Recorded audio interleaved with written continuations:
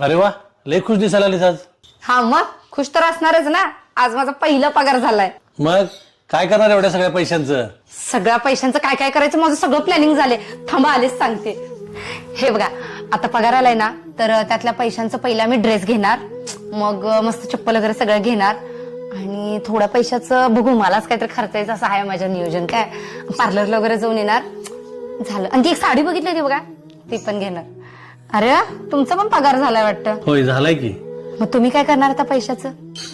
मी होय, पहिले तर लाईट बिल भरणार, परत गाडीचा हप्ता भरणार, त्यानंतर थोडं फ्रीजचं, वॉशिंग मशीनचा आहे तो पण हप्ता भरून टाकतो, आणि पोराची फी पण थोडीशी भरून टाकू, म्हणजे पुढच्या महिन्यात जास्त लोड येणार नाही.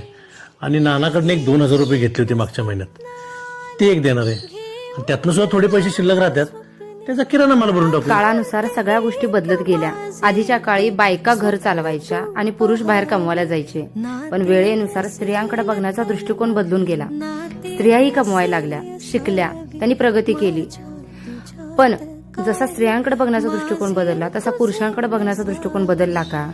त्यांनी कमवलेल्या पैशांनी घर चालवायचं, पुरुषानं घर चालवायचंच. त्यानं जर कमवली तर त्याला इज्जत नाही, आणि बाईने मिळवलेला पैसा साठवायचा. ही कुठली पद्धत? जर संसार दोघांचा असेल तर त्याला हातभार दोघांनी पण लावला पाहिजे, बरोबर ना?